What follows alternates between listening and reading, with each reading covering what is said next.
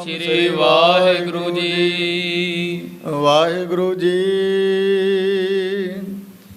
ਦੋਹਰਾ ਠੋਰ ਠੋਰ ਰੋਰਾ ਪਰਿਓ, ਪ੍ਰਥਮ ਸੀਸ ਨੈ ਪਾਏ। ਹੁਣ ਥਾਂ ਥਾਂ ਤੇ ਸਾਧ ਸੰਗਤ ਜੀ ਇਹ ਰੌਲਾ ਪੈ ਚੁੱਕਾ ਹੈ ਕਿ ਪਹਿਲਾਂ ਜਦੋਂ ਸਤਿਗੁਰੂ ਸਾਹਿਬ ਜੀ ਮਹਾਰਾਜ ਦੀ ਸ਼ਹੀਦੀ ਹੋਈ ਸੀ ਨਾ, ਉਦੋਂ ਗੁਰੂ ਸਾਹਿਬ ਜੀ ਮਹਾਰਾਜ ਦਾ ਜਿਹੜਾ ਸੀਸ ਸੀ ਉਹ ਅਲੋਪ ਹੋ ਚੁੱਕਿਆ ਸੀ।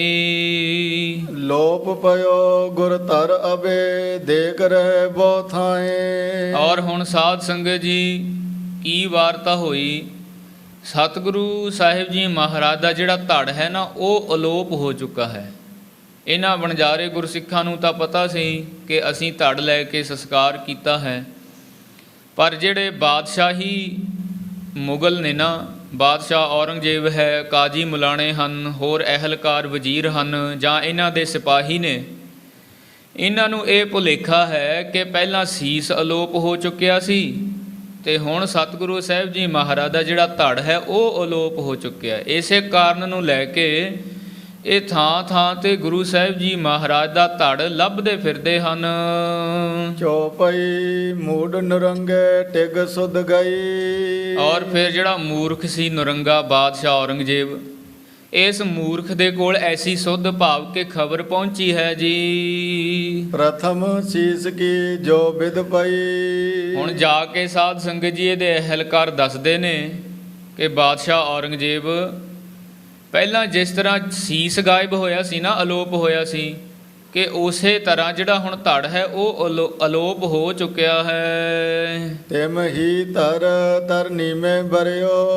ਹੁਣ ਇਹਨਾਂ ਨੂੰ ਇਹ ਸਮਝ ਨਹੀਂ ਪੈ ਰਹੀ, ਬਾਦਸ਼ਾਹ ਔਰੰਗਜ਼ੇਬ ਨੂੰ ਦੱਸ ਰਹੇ ਨੇ ਕਿ ਪਹਿਲਾਂ ਸੀਸ ਦਾ ਪਤਾ ਨਹੀਂ ਸੀ ਲੱਗਿਆ ਵੀ ਕਿੱਧਰ ਨੂੰ ਗਿਆ, ਅਲੋਪ ਹੋ ਗਿਆ, ਪਰ ਹੁਣ ਧੜ ਪਤਾ ਨਹੀਂ ਧਰਤੀ ਨਿਗਲ ਗਈ ਹੈ। ਇਸ ਦਾ ਸਾਨੂੰ ਕੋਈ ਵੀ ਭੇਤ ਨਹੀਂ ਆਇਆ ਹੈ। ਕੈ ਆਕਾਸ਼ ਮੈਂ ਊਰਦ ਚਰਿਓ। ਪਤਾ ਨਹੀਂ ਧਰਤੀ ਨਿਗਲ ਗਈ ਹੈ ਜਾਂ ਫਿਰ ਆਸਮਾਨ ਦੇ ਵਿੱਚ ਉੱਪਰ ਨੂੰ ਚੜ੍ਹ ਗਿਆ ਹੈ। ਸਾਨੂੰ ਇਸ ਵਾਰਤਾ ਦਾ ਬਾਦਸ਼ਾਹ ਔਰੰਗਜ਼ੇਬ ਬਿਲਕੁਲ ਪਤਾ ਨਹੀਂ ਲੱਗਿਆ ਹੈ। ਕਿਸ ਹੂੰ ਤੇ ਕਛ ਜਾਏ ਨਾ ਜਾਣੀ। ਔਰ ਫਿਰ ਹੋਰ ਵਾਰਤਾ, ਅਸੀਂ ਬਹੁਤ ਉੱਥੇ ਜਿਹੜੇ ਲੋਕੀ ਮੌਜੂਦ ਸਨ, ਗਲੀਆਂ ਦੇ ਵਿੱਚ, ਬਾਜ਼ਾਰਾਂ ਦੇ ਵਿੱਚ, ਘਰਾਂ ਦੇ ਵਿੱਚ ਤੁਰੇ ਜਾਂਦੇ ਰਾਹੀਆਂ ਦੇ ਕੋਲੋਂ ਔਰ ਜਿਹੜੇ ਵਣਜਾਰੇ ਲੰਘੇ ਸਨ ਉਹਨਾਂ ਦੇ ਕੋਲੋਂ, ਬਹੁਤ ਜਾਣਿਆਂ ਦੇ ਕੋਲੋਂ ਅਸੀਂ ਪੁੱਛਿਆ, ਪਰ ਸਾਨੂੰ ਇਸ ਗੱਲ ਦਾ ਕੋਈ ਵੀ ਭੇਤ ਨਹੀਂ ਪਿਆ ਹੈ ਜੀ। ਪਇਓ ਲੋਪ ਦੇਖਤ ਅਗਵਾਨੀ। ਔਰ ਫਿਰ ਅਸੀਂ ਪਹਿਰੇ 'ਤੇ ਵੀ ਖੜ੍ਹੇ ਸੀ, ਸਾਡੀਆਂ ਅੱਖਾਂ ਦੇ ਦੇਖਦਿਆਂ ਹੀ ਸਤਿਗੁਰੂ ਸਾਹਿਬ ਜੀ ਮਹਾਰਾਜ ਜਿਹੜਾ ਧੜ ਸੀ ਨਾ ਉਹ ਅਲੋਪ ਹੋ ਗਿਆ ਹੈ। ਸੁਨ ਸੁਨ ਅਚਰਜ ਕੋ ਦਬਸ਼ਾਹੂ। ਔਰ ਫਿਰ ਸਾਧ ਸੰਗਤ ਜੀ ਬਾਦਸ਼ਾਹ ਔਰੰਗਜ਼ੇਬ, ਕਿਉਂਕਿ ਪਹਿਲਾਂ ਮਹਾਰਾਜ ਦਾ ਸੀਸ ਕਿਸੇ ਨੂੰ ਪਤਾ ਨਹੀਂ ਸੀ ਲੱਗਿਆ ਵੀ ਕਿੱਥੇ ਗਿਆ, ਔਰ ਹੁਣ ਇਹ ਧੜ ਦੇ ਅਲੋਪ ਹੋਣ ਦੀ ਖਬਰ ਸੁਣ ਕੇ ਨਾ ਬਾਦਸ਼ਾਹ ਔਰੰਗਜ਼ੇਬ ਬੜਾ ਹੈਰਾਨ ਹੋ ਰਿਹਾ ਹੈ। ਰਿਓ ਬਿਸੂਰਤ ਬੋ ਮਨ ਮਾਹੂ। ਔਰ ਫਿਰ ਸਾਧ ਸੰਗਤ ਝੂਰਦਾ ਵੀ ਹੈ ਮਨ ਵਿੱਚ, ਕਿਉਂਕਿ ਜਦੋਂ ਮਨ ਆਈਆਂ ਨਾ ਹੋਈਆਂ, ਜਿਵੇਂ ਸਤਿਗੁਰੂ ਸਾਹਿਬ ਜੀ ਮਹਾਰਾਜ ਕਹਿੰਦੇ ਆ ਨਾ, ਮਨ ਕੀ ਮਨ ਹੀ ਮਾਹੇ ਰਹੀ, ਨਾ ਹਰ ਭਜੇ ਨਾ ਤੀਰਥ ਸੇਵੇ ਚੋਟੀ ਕਾਲ ਗਹੀ। ਕਹਿੰਦੇ ਜਿਵੇਂ ਮਨ ਦੀਆਂ ਮਨ ਵਿੱਚ ਰਹਿ ਜਾਂਦੀਆਂ ਨੇ, ਬੰਦਾ ਕਾਲ ਦੇ ਨੇੜੇ ਪਹੁੰਚ ਜਾਂਦਾ ਹੈ। ਉਸੇ ਤਰ੍ਹਾਂ ਜਿਹੜੀ ਗੱਲ ਇਹ ਚਾਹੁੰਦਾ ਸੀ ਨਾ, ਇਹ ਸਾਰੇ ਲੋਕੀ ਮੁਸਲਮਾਨ ਬਣ ਜਾਣ, ਇੱਕ ਕਲਾਮ ਪੜ੍ਹ ਲੈਣ, ਪਰ ਇਹਦੇ ਮਨ ਦੀਆਂ ਜਿਹੜੀਆਂ ਗੱਲਾਂ ਸੀ ਨਾ ਉਹ ਮਨ ਵਿੱਚ ਹੀ ਰਹਿ ਗਈਆਂ, ਕਿਉਂਕਿ ਸਤਿਗੁਰੂ ਸਾਹਿਬ ਜੀ ਮਹਾਰਾਜ ਨੇ ਐਸਾ ਹੋਣ ਨਹੀਂ ਦਿੱਤਾ। ਹਿੰਦੂ ਧਰਮ ਦੀ ਰੱਖਿਆ ਕੀਤੀ, ਆਪਣਾ ਸੀਸ ਦੇ ਕੇ ਨਾ ਸਿਰਰ ਨੂੰ ਜਿਉਂਦਾ ਰੱਖ ਲਿਆ। ਸੀਸ ਦਿਆ ਪਰ ਸਿਰਰ ਨਾ ਦਿਆ। ਗੁਰੂ ਸਾਹਿਬ ਜੀ ਮਹਾਰਾਜ ਨੇ ਨਾ ਇਹਦੇ ਮਨ ਦੀਆਂ ਗੱਲਾਂ ਹੋਣ ਨਹੀਂ ਦਿੱਤੀਆਂ। ਸਾਰੇ ਹਿੰਦੂਆਂ ਨੂੰ ਮੁਸਲਮਾਨ ਬਣਾਉਣਾ ਚਾਹੁੰਦਾ ਸੀ ਨਾ, ਪਰ ਬਣਾ ਨਾ ਸਕਿਆ। ਗੁਰੂ ਸਾਹਿਬ ਜੀ ਮਹਾਰਾਜ ਸ਼ਹੀਦੀ ਦੇ ਗਏ, ਇਹ ਗੱਲ ਪੂਰੀ ਨਹੀਂ ਹੋਣ ਦਿੱਤੀ। ਇਸ ਗੱਲ ਨੂੰ ਸੋਚ ਕੇ ਇਹ ਬਾਦਸ਼ਾਹ ਔਰੰਗਜ਼ੇਬ ਬੜਾ ਝੂਰਦਾ ਹੈ, ਬੜਾ ਪਛਤਾ ਰਿਹਾ ਹੈ। ਕਰਾਮਾਦ ਕਾਮਲ ਵੱਡ ਇਹ। ਹਾਂਜੀ, ਕਰਾਮਾਦ ਕਾਮਲ ਵੱਡ ਇਹ। ਹੁਣ ਸਾਧ ਸੰਗਤ ਜੀ ਸੋਚਦਾ ਹੈ ਕਿ ਸਤਿਗੁਰੂ ਸਾਹਿਬ ਜੀ ਮਹਾਰਾਜ ਬਹੁਤ ਵੱਡੀ ਕਰਾਮਾਤ ਨੂੰ ਧਾਰਨ ਕਰਨ ਵਾਲੇ ਸਨ, ਪਰ ਜਦੋਂ ਮੈਂ ਪਹਿਲਾਂ ਗੁਰੂ ਮਹਾਰਾਜ ਨੂੰ ਆਖਿਆ ਕਿ ਮੈਨੂੰ ਕਰਾਮਾਤ ਦਿਖਾਓ, ਉਦੋਂ ਸਤਿਗੁਰੂ ਸਾਹਿਬ ਜੀ ਮਹਾਰਾਜ ਨੇ ਕੋਈ ਕਰਾਮਾਤ ਨਹੀਂ ਦਿਖਾਈ, ਪਰ ਹੁਣ ਸ਼ਹੀਦੀ ਦੇ ਵੇਲੇ ਗੁਰੂ ਸਾਹਿਬ ਜੀ ਕਰਾਮਾਤ ਕਰ ਗਏ ਹਨ। ਇਸ ਕਰਕੇ ਇਹ ਸੋਚਦਾ ਵੀ ਮਹਾਰਾਜ ਤਾਂ ਬਹੁਤ ਵੱਡੀ ਕਰਾਮਾਤ ਦੇ ਮਾਲਕ ਸਨ। ਤਉ ਨ ਰੰਚ ਦਿਖਾਵਨ ਚਹੇ। ਭਾਵੇਂ ਮਾਲਕ ਸਨ ਬਹੁਤ ਵੱਡੀ ਕਰਾਮਾਤ ਦੇ, ਪਰ ਫਿਰ ਵੀ ਰੰਚਕ ਮਾਤਰ ਮੈਨੂੰ ਉਹਨਾਂ ਨੇ ਕਰਾਮਾਤ ਦਿਖਾਈ ਨਹੀਂ। ਖਰੇ ਸਿਪਾਹੀ ਘਨ ਰਖਵਾਰੇ। ਹੁਣ ਮੈਂ ਇੰਨੇ ਸਿਪਾਹੀ ਵੀ ਖੜੇ ਕੀਤੇ ਧੜ ਦੀ ਰਖਵਾਲੀ ਦੇ ਵਾਸਤੇ, ਬਹੁਤ ਸਾਰਿਆਂ ਦੀ ਡਿਊਟੀ ਪਹਿਰੇ ਤੇ ਲਗਾਈ ਸੀ। ਤਰ ਸਿਰ ਦੁਰ ਨਾ ਕਿਨਹੁ ਨਿਹਾਰੇ। ਔਰ ਦੇਖੋ ਬੜੀ ਅਸਚਰਜਤਾ ਵਾਲੀ ਇਹ ਗੱਲ ਹੋਈ ਹੈ ਕਿ ਗੁਰੂ ਸਾਹਿਬ ਜੀ ਮਹਾਰਾਜ ਦਾ ਪਹਿਲਾਂ ਸੀਸ ਅਲੋਪ ਹੋ ਗਿਆ ਤੇ ਫਿਰ ਧੜ ਅਲੋਪ ਹੋ ਗਿਆ, ਪਰ ਐਨੇ ਬੰਦਿਆਂ ਦੇ ਖੜੇ ਹੋਣ ਦੇ ਬਾਵਜੂਦ ਕਿਸੇ ਨੇ ਇਹ ਨਹੀਂ ਦੇਖਿਆ ਵੀ ਸੀਸ ਕਿੱਧਰ ਨੂੰ ਗਿਆ ਔਰ ਧੜ ਕਿੱਧਰ ਅਲੋਪ ਹੋ ਗਿਆ ਹੈ। ਇਹ ਬੜੀ ਅਸਚਰਤਾ ਵਾਲੀ ਗੱਲ ਹੋਈ ਹੈ ਜੀ। ਭਾਨੇ ਮੁਲਾ ਨੇ ਦੇ ਗੁਰ ਗਏ। ਔਰ ਫਿਰ ਸਾਧ ਸੰਗਤ ਜੀ ਜਿਹੜੇ ਕੋਲ ਮਲਾਣੇ ਖੜੇ ਸੀ ਚਾਪਲੂਸੀਆਂ ਕਰਨ ਵਾਲੇ, ਜਿਹੜੇ ਖੁਸ਼ਾਮਦੀ ਹੁੰਦੇ ਆ ਨਾ, ਉਹ ਸਾਧ ਸੰਗਤ ਜੀ ਫਿਰ ਕੋਲ ਚਾਪਲੂਸੀ ਵਾਲੀ ਕੋਈ ਗੱਲ ਕਰਦੇ ਨੇ। ਹੁਣ ਇਸ ਤਰ੍ਹਾਂ ਜਿਹੜੇ ਮੁਲਾਣੇ ਕੋਲ ਖੜੇ ਸੀ ਨਾ, ਉਹ ਖੁਸ਼ਾਮਦੀ ਬੰਦੇ ਸੀ, ਜਿਹੜੇ ਉਹ ਬਾਦਸ਼ਾਹ ਨੂੰ ਕਹਿਣ ਲੱਗੇ ਹਨ, ਤੁਮਹੁ ਕਾਜ ਆਪਣੇ ਕਰ ਲਏ। ਕਹਿਣ ਲੱਗੇ ਬਾਦਸ਼ਾਹ ਔਰੰਗਜ਼ੇਬ, ਜੇ ਗੁਰੂ ਸਾਹਿਬ ਜੀ ਦਾ ਸੀਸ ਅਲੋਪ ਹੋ ਗਿਆ, ਧੜ ਅਲੋਪ ਹੋ ਗਿਆ, ਫੇਰ ਕੀ ਹੋ ਗਿਆ? ਤੈਂ ਤਾਂ ਆਪਣੇ ਕਾਰਜ ਸਵਾਰ ਲਏ ਨੇ ਨਾ, ਤੇਰਾ ਤਾਂ ਆ ਲੁਕਾਈ ਦੇ ਵਿੱਚ ਜਨਤਾ ਦੇ ਵਿੱਚ ਡਰ ਬੈਠ ਗਿਆ ਹੈ ਨਾ ਵੀ ਬਾਦਸ਼ਾਹ ਨੇ ਸ਼ਹੀਦ ਕਰ ਦਿੱਤੇ। ਇਹ ਐਸੀਆਂ ਚਾਪਲੂਸੀ ਵਾਲੀਆਂ ਗੱਲਾਂ ਮੁਲਾਣੇ ਸਾਧ ਸੰਗਤ ਜੀ ਉਸ ਵਕਤ ਬਾਦਸ਼ਾਹ ਔਰੰਗਜ਼ੇਬ ਦੇ ਕੋਲ ਖੜ ਕੇ ਕਰ ਰਹੇ ਹਨ। ਸਰਾ ਨਾ ਮਾਨੀ ਪ੍ਰਾਨ ਬਿਨਾਸੇ। ਹੁਣ ਕਹਿ ਰਹੇ ਨੇ ਸਾਧ ਸੰਗਤ ਜੀ, ਇਹਨਾਂ ਨੇ ਸਤਿਗੁਰੂ ਸਾਹਿਬ ਜੀ ਮਹਾਰਾਜ ਦਾ ਭੇਤ ਨਹੀਂ ਪਾਇਆ। ਵੈਸੇ ਜਿਹੜੇ ਧਰਮੀ ਬੰਦੇ ਹੁੰਦੇ ਨੇ ਸਾਧ ਸੰਗਤ, ਉਹਨਾਂ ਵਾਸਤੇ ਕੋਈ ਧਰਮ ਮਾੜਾ ਨਹੀਂ ਹੁੰਦਾ ਹੈ। ਉਹ ਹਰ ਇੱਕ ਧਰਮ ਦਾ ਸਤਿਕਾਰ ਕਰਦੇ ਨੇ ਔਰ ਹਰ ਇੱਕ ਧਰਮ ਦੇ ਪੈਰੋਕਾਰਾਂ ਦਾ ਆਦਰ ਮਾਣ ਸਤਿਕਾਰ ਗੁਰੂ ਪੀਰ ਉਹਨਾਂ ਨੂੰ ਸਮਝਦੇ ਹਨ। ਪਰ ਇਹ ਖੁਸ਼ਾਮਦੀ ਸਾਧ ਸੰਗਤ ਮਾਇਆਧਾਰੀ, ਜਿਨ੍ਹਾਂ ਨੇ ਬਾਦਸ਼ਾਹ ਦੇ ਕੋਲੋਂ ਬਖਸ਼ਿਸ਼ਾਂ ਲੈਣੀਆਂ ਨੇ, ਜਿਨ੍ਹਾਂ ਨੂੰ ਆਪਣੇ ਅੱਲਾ 'ਤੇ ਕੋਈ ਆਸ ਹੀ ਨਹੀਂ, ਜਿਨ੍ਹਾਂ ਨੂੰ ਹੁਣ ਵਿਸ਼ਵਾਸ ਨਹੀਂ, ਫਿਰ ਉਹਨਾਂ ਨੂੰ ਮਿਲਣਾ ਵੀ ਕੀ ਹੈ। ਇਹ ਬਾਦਸ਼ਾਹ ਤੱਕ ਸੀਮਿਤ ਨੇ ਔਰ ਉਹਦੀ ਹੀ ਖੁਸ਼ਾਮਦ ਕਰ ਰਹੇ ਨੇ। ਹੁਣ ਸਾਧ ਸੰਗਤ ਜੀ ਐਸੀ ਵਾਰਤਾ ਕੋਲ ਖੜ ਕੇ ਕਹਿ ਰਹੇ ਨੇ ਕਿ ਬਾਦਸ਼ਾਹ ਫੇਰ ਕੀ ਹੋ ਗਿਆ? ਜੇ ਗੁਰੂ ਸਾਹਿਬ ਜੀ ਮਹਾਰਾਜ ਦਾ ਸੀਸ ਅਲੋਪ ਹੋ ਗਿਆ, ਧੜ ਅਲੋਪ ਹੋ ਗਿਆ, ਜਿਹੜੇ ਤੁਹਾਡੀ ਸ਼ਰ੍ਹਾ ਨੂੰ ਨਹੀਂ ਮੰਨਦੇ ਉਹਨਾਂ ਦਾ ਇਹੋ ਹੀ ਹਾਲ ਹੋਣਾ। ਐਸੇ ਸਾਧ ਸੰਗਤ ਜੀ ਕਠੋਰ ਬਚਨ ਗੁਰੂ ਸਾਹਿਬ ਜੀ ਮਹਾਰਾਜ ਦੇ ਵਾਸਤੇ ਮੁਲਾਣੇ ਮੂੰਹ ਚੋਂ ਬੋਲ ਰਹੇ ਨੇ। ਅਬ ਨਰ ਮਨ ਜਥਾ ਪ੍ਰਕਾਸ਼ੇ। ਹੁਣ ਕਹਿ ਰਹੇ ਨੇ ਕਿ ਜਿਸ ਤਰ੍ਹਾਂ ਤੁਹਾਡਾ ਪ੍ਰਕਾਸ਼ ਹੈ ਨਾ, ਤੁਹਾਡਾ ਤੇਜ ਹੈ, ਵੀ ਬਾਦਸ਼ਾਹ ਇਤਨਾ ਕਰੜਾ ਹੈ ਵੀ ਜਿਹੜਾ ਸ਼ਰ੍ਹਾ ਨੂੰ ਨਹੀਂ ਮੰਨਦਾ ਉਹਨੂੰ ਇਸ ਤਰ੍ਹਾਂ ਬੁਰੀ ਹਾਲਤ ਨਾਲ ਸ਼ਹੀਦ ਕਰ ਦਿੰਦਾ ਹੈ। ਇਹ ਕਹਿੰਦੇ ਹਨ ਕਿ ਬਾਦਸ਼ਾਹ ਤੇਰਾ ਤਾਂ ਸਗੋਂ ਚੰਗਾ ਤੇਜ ਵਧਿਆ ਹੈ, ਵੀ ਅੱਗੇ ਵਾਸਤੇ ਲੋਕਾਂ ਦੇ ਦਿਲਾਂ ਵਿੱਚ ਡਰ ਪੈਦਾ ਹੋ ਗਿਆ ਵੀ ਜਿਹੜੇ ਸ਼ਰ੍ਹਾ ਨੂੰ ਨਹੀਂ ਮੰਨਦੇ ਤਾਂ ਉਹਨਾਂ ਦਾ ਇਹ ਹਾਲ ਹੁੰਦਾ ਹੈ ਜੀ। ਸਭ ਕੇ ਉਰ ਡਰ ਹੋਏ ਵਿਸਾਲਾ। ਬਹੁਤ ਵੱਡਾ ਡਰ ਪੈਦਾ ਕਰ ਦਿੱਤਾ ਹੈ ਬਾਦਸ਼ਾਹ ਤੂੰ ਤਾਂ ਇਹ ਕਾਰਜ ਕਰਕੇ। ਲੋਕਾਂ ਦੇ ਦਿਲਾਂ ਵਿੱਚ ਬਹੁਤ ਭਾਰਾ ਇਹ ਡਰ ਬੈਠ ਗਿਆ ਹੈ ਕਿ ਸਾਡਾ ਬਾਦਸ਼ਾਹ ਐਸਾ ਹੈ। ਹੁਕਮ ਅਦੂਲੀ ਤੇ ਅਸਹਾਲਾ। ਹੁਣ ਜਿਹੜਾ ਹੁਕਮ ਅਦੂਲੀ ਕਰੇਗਾ ਫਿਰ ਉਹਦਾ ਇਹੋ ਹੀ ਹਾਲ ਹੋਣਾ ਨਾ, ਹੁਕਮ ਅਦੂਲੀ ਤੇ ਅਸਹਾਲਾ, ਵੀ ਐਸਾ ਹਾਲ ਵੀ ਜਿਹੜਾ ਤੇਰੀ ਹੁਕਮ ਦੀ ਪਾਲਣਾ ਕਰੂ ਉਹ ਤਾਂ ਚੰਗਾ ਰਹੂਗਾ, ਫਿਰ ਜਿਹੜਾ ਨਹੀਂ ਮੰਨੂਗਾ ਫਿਰ ਉਹਦਾ ਇਹੋ ਹੀ ਹਾਲ ਹੋ ਜਾਣਾ ਹੈ। ਸਮਝਾਵੋ ਬੋ ਬਾਰ ਕਨੇਰੇ। ਕਹਿੰਦੇ ਬਾਦਸ਼ਾਹ ਅਸੀਂ ਤਾਂ ਗੁਰੂ ਜੀ ਨੂੰ ਬਹੁਤ ਸਮਝਾਇਆ ਸੀ, ਬਹੁਤ ਵਾਰ ਇਹਨਾਂ ਨੂੰ ਆਖਿਆ ਸੀ ਵੀ ਸ਼ਰ੍ਹਾ ਮੰਨ ਲਓ ਜਾਂ ਕਰਾਮਾਤ ਦਿਖਾ ਦਿਓ ਜਾਂ ਫਿਰ ਮੌਤ ਪ੍ਰਵਾਨ ਕਰ ਲਓ, ਕਿ ਮਹਾਰਾਜ ਨੇ ਤੀਜੀ ਗੱਲ ਪ੍ਰਵਾਨ ਕੀਤੀ ਹੈ। ਨਾ ਹੀ ਇਹਨਾਂ ਨੇ ਸ਼ਰ੍ਹਾ ਮੰਨੀ, ਨਾ ਹੀ ਇਹਨਾਂ ਨੇ ਕਰਾਮਾਤ ਵਿਖਾਉਣੀ ਕੀਤੀ। ਅਸੀਂ ਤਾਂ ਇਹਨਾਂ ਨੂੰ ਬਹੁਤ ਵਾਰ ਸਮਝਾਇਆ ਸੀ। ਨੇ ਮਾਨਿਓ ਹਠ ਠਾਨ ਵਡੇਰੇ। ਗੁਰੂ ਜੀ ਨੇ ਬਹੁਤ ਵੱਡਾ ਹੱਠ ਧਾਰਨ ਕੀਤਾ ਹੋਇਆ ਸੀ ਕਿ ਇਹਨਾਂ ਨੇ ਮੁਸਲਮਾਨ ਬਣਨ ਵਾਸਤੇ ਹਾਂ ਨਹੀਂ ਕੀਤੀ। ਐਸਾ ਹੱਠ ਧਾਰਨ ਕਰਕੇ ਇਹਨਾਂ ਨੇ ਆਪਣੀ ਮੌਤ ਨੂੰ ਆਪ ਹੀ ਕਬੂਲ ਕੀਤਾ ਹੈ। ਸੁਨ ਕਰ ਭਾਨੇ ਮੂੜ ਚੌਗਤਾ। ਔਰ ਫਿਰ ਸਾਧ ਸੰਗਤ ਜੀ ਇਹ ਮੂਰਖਾਂ ਦੀ ਜਿਹੜੀ ਢਾਣੀ ਹੈ ਨਾ, ਇੱਕ ਬਾਦਸ਼ਾਹ ਹੈ। ਹੁਣ ਇਹ ਆਪਣੀ ਖੁਸ਼ਾਮਦ ਦੀਆਂ ਗੱਲਾਂ ਸੁਣ ਰਿਹਾ ਹੈ, ਔਰ ਇਹ ਜਿਹੜੇ ਚਾਪਲੂਸ ਬੰਦੇ ਨੇ ਕਾਜੀ ਮੁਲਾਣੇ, ਇਹ ਫਿਰ ਸਾਧ ਸੰਗਤ ਜੀ ਐਸੀਆਂ ਵਾਰਤਾਂ ਕਰ ਰਹੇ ਨੇ, ਇਹ ਗੱਲਾਂ ਕਰਕੇ ਬਾਦਸ਼ਾਹ ਨੂੰ ਰਝਾਉਣਾ ਚਾਹੁੰਦੇ ਨੇ ਹਨ। ਤਾਂ ਫਿਰ ਸਾਧ ਸੰਗਤ ਜੀ ਇਹ ਮੂਰਖ ਬਾਦਸ਼ਾਹ ਵੀ ਥੋੜਾ ਥੋੜਾ ਖੁਸ਼ ਹੋ ਰਿਹਾ ਹੈ। ਹਿੰਦੂ ਧਰਮ ਕੀ ਰਾਖੀ ਸੱਤਾ। ਔਰ ਫਿਰ ਸਾਧ ਸੰਗਤ ਜੀ ਗੁਰੂ ਸਾਹਿਬ ਜੀ ਮਹਾਰਾਜ ਨੇ ਨਾ ਹਿੰਦੂ ਧਰਮ ਦੀ ਸੱਤਿਆ, ਕਹਿੰਦੇ ਵੀ ਹਿੰਦੂ ਧਰਮ ਨੂੰ ਰੱਖ ਲਿਆ। ਆਪਣੀ ਕੁਰਬਾਨੀ ਦੇ ਕੇ ਨਾ ਮਹਾਰਾਜ ਨੇ ਉਹਨਾਂ ਨੂੰ ਮੁਸਲਮਾਨ ਨਹੀਂ ਹੋਣ ਦਿੱਤਾ, ਕਿਉਂਕਿ ਧਰਮ ਸਾਧ ਸੰਗਤ ਕੋਈ ਮਾੜਾ ਨਹੀਂ ਹੁੰਦਾ ਹੈ। ਧਰਮ ਸਾਰੇ ਚੰਗੇ ਨੇ, ਹਮ ਨਹੀਂ ਚੰਗੇ ਬੁਰਾ ਨਹੀਂ ਕੋਏ, ਪ੍ਰਣਵਤ ਨਾਨਕ ਤਾਰੇ ਸੋਏ। ਜਿਹੜੇ ਵੀ ਧਰਮ ਦੇ ਵਿੱਚ ਹੈ ਉਹ ਆਪਣੇ ਧਰਮ ਵਿੱਚ ਪਰਪੱਕ ਰਹੇ। ਔਰ ਸਤਿਗੁਰੂ ਸਾਹਿਬ ਜੀ ਮਹਾਰਾਜ ਗੁਰੂ ਨਾਨਕ ਦਾ ਐਸਾ ਪੰਥ ਹੈ ਨਾ, ਆਪਣੇ ਧਰਮ ਦੇ ਵਿੱਚ ਤਾਂ ਪਰਪੱਕ ਹੈ ਹੀ, ਪਰ ਜੇ ਕੋਈ ਦੂਸਰੇ ਨੂੰ ਵੀ ਠੇਸ ਪਹੁੰਚਾਉਣਾ ਚਾਹਵੇ ਨਾ, ਫਿਰ ਸਤਿਗੁਰੂ ਤੇਗ ਬਹਾਦਰ ਸਾਹਿਬ ਜੀ ਮਹਾਰਾਜ ਉਹਨਾਂ ਦੇ ਧਰਮ ਦੀ ਰੱਖਿਆ ਦੇ ਵਾਸਤੇ ਵੀ ਆਪਣੀ ਕੁਰਬਾਨੀ ਦੇ ਦਿੰਦੇ ਨੇ।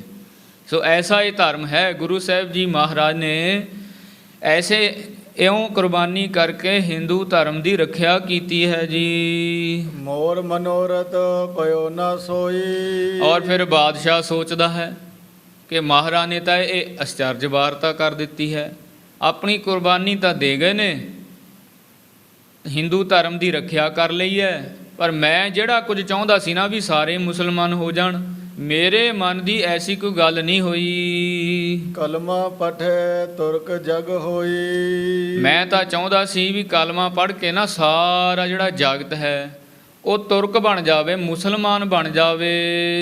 ਜਮਾਦਾਰ ਕੋ ਤਬੇ ਬੁਲਾਇਓ। ਔਰ ਫਿਰ ਸਾਧ ਸੰਗਤ ਜਮਾਦਾਰ ਕਹੀਏ, ਪਹਿਰੇਦਾਰ ਜਿਹੜੇ ਉੱਥੇ ਖੜੇ ਸੀ ਧੜ ਦੇ ਕੋਲ ਪਹਿਰਾ ਸੀ ਜਿਨ੍ਹਾਂ ਦਾ, ਉਹਨਾਂ ਨੂੰ ਫਿਰ ਬਾਦਸ਼ਾਹ ਨੇ ਬੁਲਾਇਆ ਹੈ। ਤਰਜ ਕਹਿਓ ਤੇ ਕਹਾਂ ਕਰ ਆਹੋ। ਫਿਰ ਉਹਨਾਂ ਨੂੰ ਸਾਧ ਸੰਗਤ ਜੀ ਝਿੜਕ ਕੇ ਕਹਿੰਦਾ ਹੈ ਕਿ ਤੁਸੀਂ ਕੀ ਕਰ ਆਏ ਹੋ, ਇਹ ਤੁਸੀਂ ਕੈਸੀ ਵਾਰਤਾ ਕੀਤੀ ਹੈ, ਤੁਸੀਂ ਧੜ ਦੀ ਚੰਗੀ ਤਰ੍ਹਾਂ ਰਾਖੀ ਕਿਉਂ ਨਹੀਂ ਕੀਤੀ ਹੈ। ਸਿਰ ਧਰ ਕੀ ਨਾ ਕਰੀ ਤਕਰਾਈ। ਔਰ ਫਿਰ ਸਾਧ ਸੰਗਤ ਜੀ ਇਹ ਆਖਣ ਲੱਗਿਆ ਵੀ ਤੁਸੀਂ ਸੀਸ ਦੀ ਰਾਖੀ ਨਹੀਂ ਕੀਤੀ, ਟਕਰਾਈ ਕਹੀਏ ਵੀ ਤਕੜੇ ਹੋ ਕੇ ਪਹਿਰਾ ਨਹੀਂ ਦਿੱਤਾ, ਫਿਰ ਬਾਅਦ ਵਿੱਚ ਤੁਸੀਂ ਧੜ ਅਲੋਪ ਹੋਣ ਦੇ ਦਿੱਤਾ ਹੈ, ਧੜ ਪਤਾ ਨਹੀਂ ਕੌਣ ਲੈ ਗਿਆ। ਇਸ ਕਰਕੇ ਉਹ ਘੂਰਦਾ ਹੈ ਉਹਨਾਂ ਪਹਿਰੇਦਾਰਾਂ ਨੂੰ ਸਭ ਤੇ ਕੇ ਕੋ ਲੈ ਗਇਓ ਚੁਰਾਈ। ਵੀ ਤੁਸੀਂ ਸਾਰੇ ਜਾਣੇ ਉੱਥੇ ਖੜੇ ਸੀ, ਤੁਹਾਡੇ ਦੇਖਦਿਆਂ ਦੇਖਦਿਆਂ ਕੌਣ ਧੜ ਨੂੰ ਚੁਰਾ ਕੇ ਲੈ ਗਿਆ ਹੈ। ਹਾਥ ਜੋਰ ਤਿਨ ਗਾਥ 부ਝਾਈ। ਔਰ ਫਿਰ ਸਾਧ ਸੰਗਤ ਜੀ ਉਹ ਜਿਹੜੇ ਪਹਿਰੇਦਾਰ ਸਨ ਨਾ, ਉਹਨਾਂ ਨੇ ਹੱਥ ਜੋੜ ਕੇ ਸਾਰੀ ਵਾਰਤਾ ਦੱਸਣੀ ਕੀਤੀ ਹੈ। ਸੀਸ ਸਮੇ ਨਰ ਥੇ ਸਮਦਾਈ। ਬਾਦਸ਼ਾਹ ਔਰੰਗਜ਼ੇਬ ਜਦੋਂ ਮਹਾਰਾਜ ਦਾ ਸੀਸ ਗਾਇਬ ਹੋਇਆ ਨਾ, ਅਲੋਪ ਹੋਇਆ, ਉਦੋਂ ਤਾਂ ਆ ਤੁਹਾਡੇ ਕਾਜੀ ਮੁਲਾਣੇ ਵੀ ਉੱਥੇ ਹੀ ਖੜੇ ਸਨ। ਉੱਥੇ ਬਹੁਤ ਨਰ ਕਈਏ ਬੰਦੇ ਖੜੇ ਸਨ।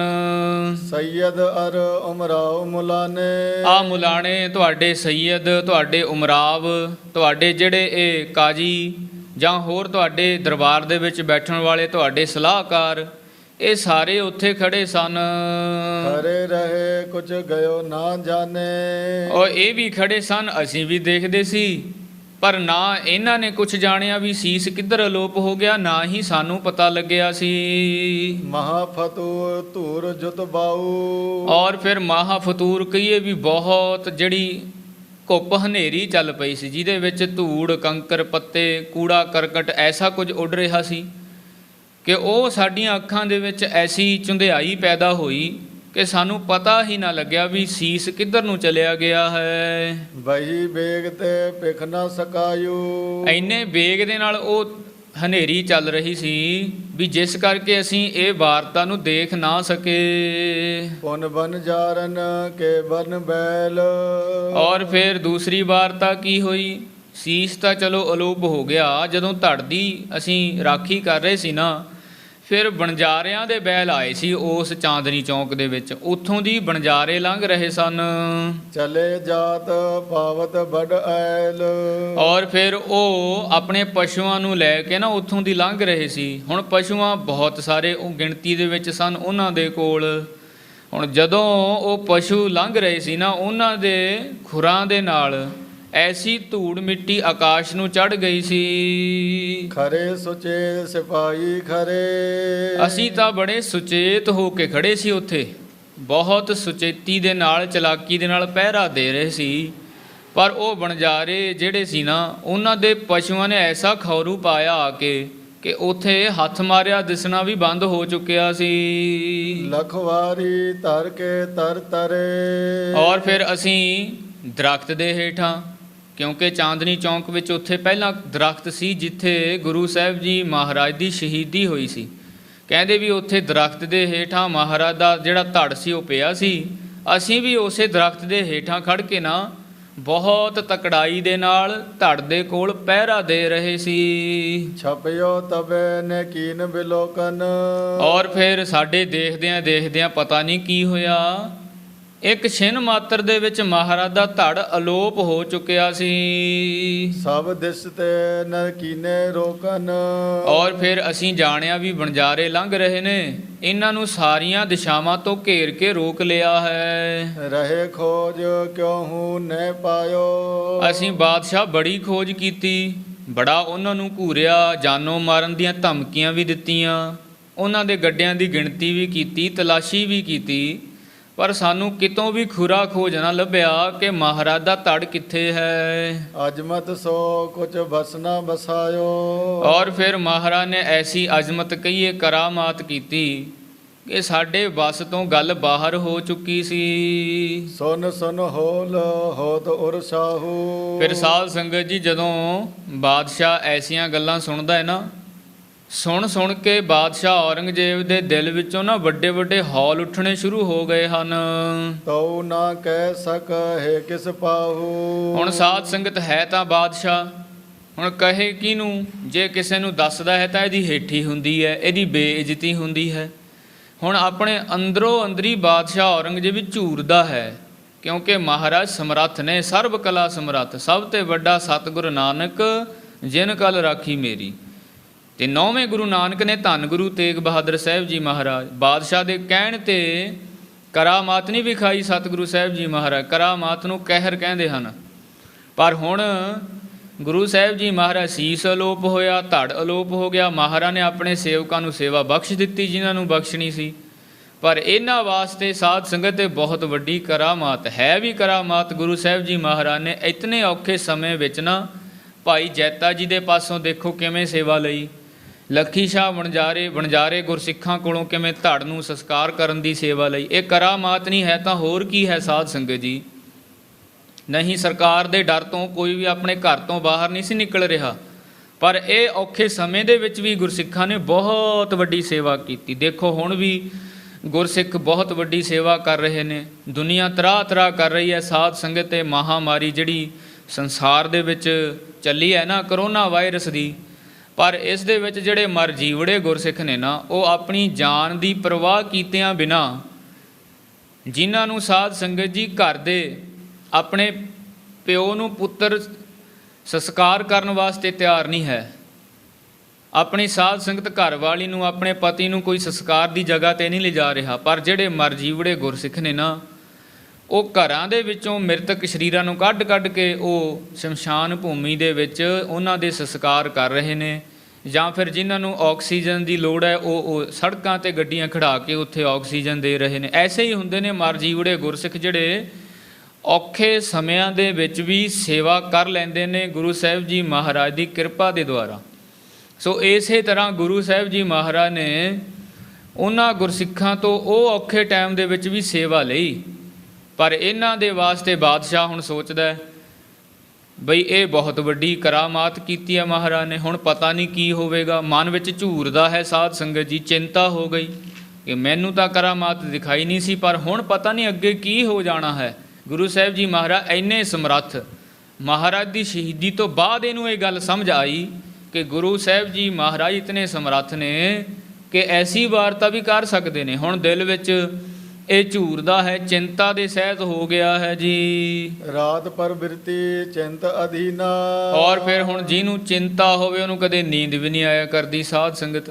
ਸਾਰੀ ਰਾਤ ਚਿੰਤਾ ਦੇ ਵਿੱਚ ਹੀ ਲੰਘ ਜਾਂਦੀ ਹੈ। ਰੁਚ ਕਰ ਖਾਣਾ ਖਾਨ ਨਾ ਕੀਨਾ। ਹੁਣ ਫਿਰ ਰੁਚੀ ਦੇ ਸਹਿਤ ਖਾਣਾ ਵੀ ਨਹੀਂ ਖਾਇਆ ਸਾਧ ਸੰਗਤ ਜੀ, ਖਾਣਾ ਭੁੱਲ ਗਿਆ ਕਿਉਂਕਿ ਅੰਦਰ ਚਿੰਤਾ ਹੈ। ਚਿੰਤਾ ਹੁੰਦੀ ਹੈ ਚਿਖਾ ਦੇ ਸਮਾਨ, ਔਰ ਫਿਰ ਸਾਧ ਸੰਗਤ ਜੀ, ਜਿਹਨੂੰ ਐਸੀ ਚਿੰਤਾ ਹੋਵੇ ਉਹਨੂੰ ਖਾਣਾ ਕਿੱਥੇ ਚੰਗਾ ਲੱਗਦਾ ਹੈ। ਬਾਦਸ਼ਾਹ ਹੁਣ ਰੁਚੀ ਦੇ ਨਾਲ ਖਾਣਾ ਵੀ ਖਾ ਨਹੀਂ ਰਿਹਾ, ਛੱਡ ਗਿਆ ਹੈ। ਜਬ ਪਰਯੰਕ ਪਰ ਪਹੁੰਚਿਓ ਪਾਪੀ। ਔਰ ਫਿਰ ਸਾਧ ਸੰਗਤ ਜੀ, ਇਹ ਪਾਪੀ ਮੂਰਖ ਬਾਦਸ਼ਾਹ ਨਾ, ਅਧਰਮੀ, ਜਦੋਂ ਆਪਣੇ ਪਰਯੰਕ ਕਹੀਏ ਬਿਸਤਰੇ ਦੇ ਉੱਪਰ ਸੌਣ ਵਾਸਤੇ ਪਹੁੰਚਿਆ ਹੈ। ਹਿਤ ਸੁਪਤਨ ਕੇ ਨਿੰਦਰਾ ਵਿਆਪੀ। ਔਰ ਫਿਰ ਸਾਧ ਸੰਗਤ, ਸੁਪਨੇ ਆਉਣ ਦੇ ਵਾਸਤੇ ਨੀਂਦ ਆ ਗਈ ਇਸ ਨੂੰ, ਸਿਰਫ ਸੁਪਨੇ ਆਉਣ ਵਾਸਤੇ। ਵੈਸੇ ਇਹਨੂੰ ਇਹ ਅੱਗੇ ਜਾ ਕੇ ਬਚਨ ਹੋਣਾ ਵੀ ਤੈਨੂੰ ਦਿੱਲੀ ਵਿੱਚ ਨੀਂਦ ਨਹੀਂ ਆਉਣੀ, ਪਰ ਹੁਣ ਪਹਿਲੇ ਦਿਨ ਜਦੋਂ ਇਹਨੂੰ ਪਹਿਰੇਦਾਰ ਨੇ ਸਾਰੀਆਂ ਇਸ ਤਰ੍ਹਾਂ ਗੱਲਾਂ ਦਸੀਆਂ ਨਾ, ਇਹਨੂੰ ਸੁਪਨਾ ਆਉਣ ਵਾਸਤੇ ਨੀਂਦ ਆ ਗਈ ਹੈ। ਮਤੀ ਦਾ ਜੋ ਗੁਰੂ ਦੀਵਾਨ।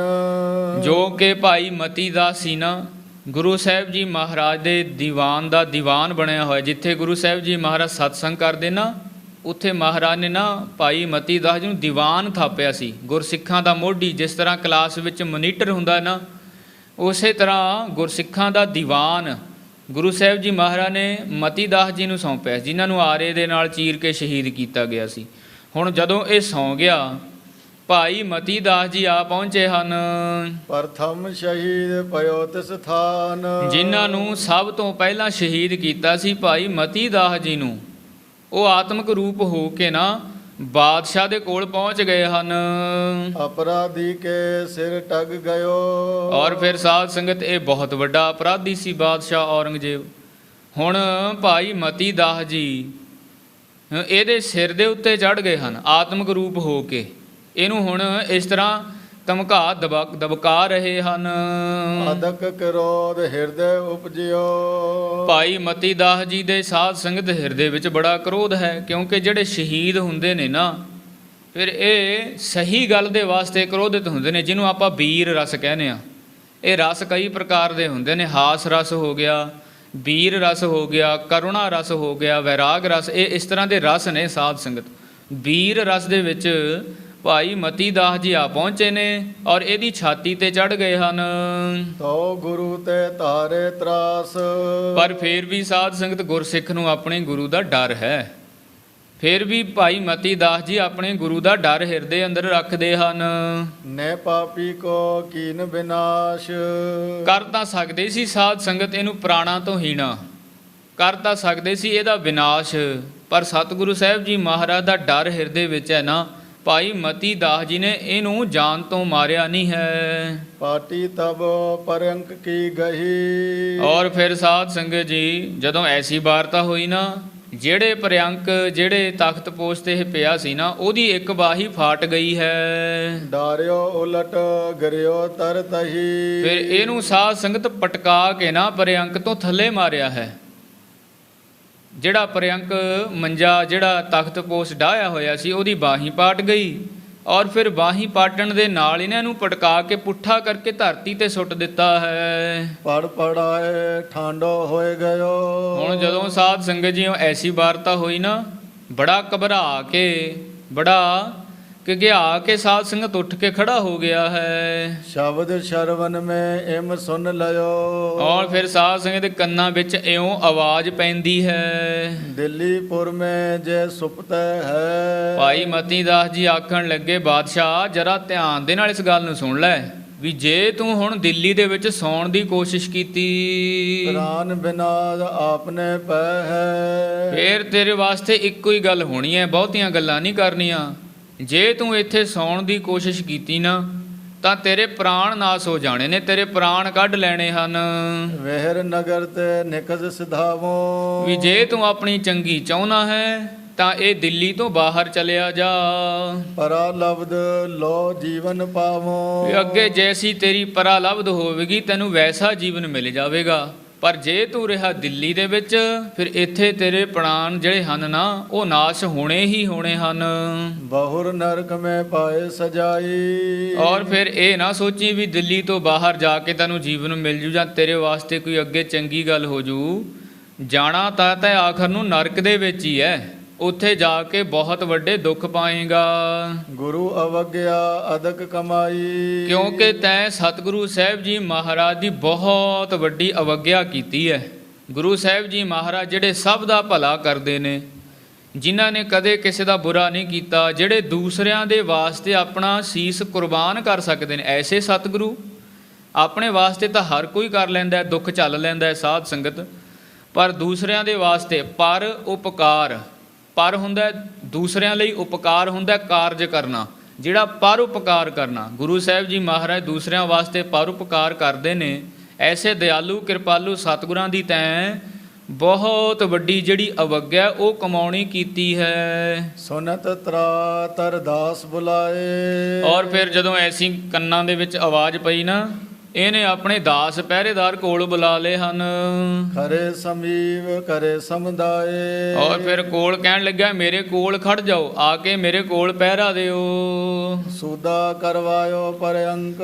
ਹੁਣ ਜਿਹੜਾ ਪਲੰਗਾ ਪੁੱਠਾ ਹੋਇਆ ਪਿਆ ਸੀ ਨਾ, ਉਹਨੂੰ ਵੀ ਸਿੱਧਾ ਕਰਵਾ ਲਿਆ ਹੈ। ਓਡਿਓ ਪੁਨ ਭੈ ਪੀਤ ਸਸੰਗ। ਫਿਰ ਉਸੇ ਟੁੱਟੇ ਹੋਏ ਪਲੰਗੇ ਤੇ ਪੈ ਗਿਆ ਔਰ ਫਿਰ ਸੌਣ ਦੀ ਕੋਸ਼ਿਸ਼ ਕਰਦਾ ਹੈ। ਬੜੇ ਸ਼ੰਕਿਆਂ ਦੇ ਸਹਿਤ ਹੋ ਕੇ, ਬੜੀ ਚਿੰਤਾ ਦੇ ਸਹਿਤ ਹੋ ਕੇ ਨਾ ਉਹ ਟੁੱਟੇ ਹੋਏ ਪਲੰਗ ਤੇ ਹੀ ਬਾਦਸ਼ਾਹ ਪਿਆ ਹੈ। ਨੀਂਦ ਨਾ ਪਾਏ ਨਾ ਜੁਟੇ ਬਿਲੋਚਨ। ਹੁਣ ਸਾਧ ਸੰਗਤ ਜੀ, ਜਦੋਂ ਐਸੀ ਵਾਰਤਾ ਹੋ ਜਾਏ, ਸ਼ਹੀਦਾਂ ਦੇ ਬਚਨ ਹੋ ਜਾਣ, ਐਸਾ ਸਾਧ ਸੰਗਤ ਬਹੁਤ ਵੱਡਾ ਪਾਪ ਕੀਤਾ ਹੋਵੇ, ਸਤਿਗੁਰੂ ਪੂਰਿਆਂ ਦੀ ਅਵੱਗਿਆ ਕੀਤੀ ਹੋਵੇ, ਫਿਰ ਕਿੱਥੇ ਜੁੜਦੀਆਂ ਨੇ ਅੱਖਾਂ। ਸੌਣ ਦੀ ਕੋਸ਼ਿਸ਼ ਤਾਂ ਕਰਦਾ ਹੈ ਬੜੀ, ਪਰ ਅੱਖਾਂ ਜੁੜ ਨਹੀਂ ਰਹੀਆਂ, ਨੀਂਦ ਆ ਨਹੀਂ ਰਹੀ ਹੈ। ਨਾਨਾ ਬਿਦ ਸੋਚਤ ਚਿਤ ਸੋਚਨ। ਫਿਰ ਬਹੁਤ ਪ੍ਰਕਾਰ ਦੇ ਨਾਲ ਸੋਚਣ ਲੱਗ ਪਿਆ ਹੈ ਜੀ। ਹਟ ਤੇ ਕਹਿਤ ਨਾ ਦੂਜੇ ਪਾਸ। ਔਰ ਫਿਰ ਸਾਧ ਸੰਗਤ ਜੀ ਐਸਾ ਡਰ ਹੈ, ਹੁਣ ਇਹ ਵਾਰਤਾ ਕਿਸੇ ਨੂੰ ਦੱਸਣਾ ਨਹੀਂ ਚਾਹੁੰਦਾ, ਕਿਉਂਕਿ ਸੋਚਦਾ ਵੀ ਮੇਰੀ ਹੇਠੀ ਹੋ, ਮੈਂ ਐਡਾ ਵੱਡਾ ਬਾਦਸ਼ਾਹ, ਜੇ ਮੈਂ ਕਹੂੰਗਾ ਵੀ ਮੈਨੂੰ ਆ ਕੇ ਜਿਨ੍ਹਾਂ ਨੂੰ ਮੈਂ ਸ਼ਹੀਦ ਕੀਤਾ ਸੀ ਮਤੀ ਦਾਸ ਜੀ ਨੇ ਦੱਬ ਲਿਆ, ਐਸੇ ਮੈਨੂੰ ਬਚਨ ਕੀਤੇ ਨੇ ਵੀ ਤੈਨੂੰ ਦਿੱਲੀ 'ਚ ਨੀਂਦ ਨਹੀਂ ਆਉਣੀ, ਜੇ ਇੱਥੇ ਸੌਂਏਗਾ ਤਾਂ ਪ੍ਰਾਣ ਕੱਢ ਲਵਾਂਗੇ, ਵੀ ਦਿੱਲੀ ਤੋਂ ਬਾਹਰ ਚਲਿਆ ਜਾ, ਵੀ ਮੈਂ ਹੋਵਾਂ ਮੌਕੇ ਦਾ ਬਾਦਸ਼ਾਹ, ਮੈਂ ਜਾਵਾਂ ਦਿੱਲੀ ਤੋਂ ਬਾਹਰ, ਮੈਨੂੰ ਆਉਂਦੀ ਨਾ ਹੋਵੇ ਨੀਂਦ।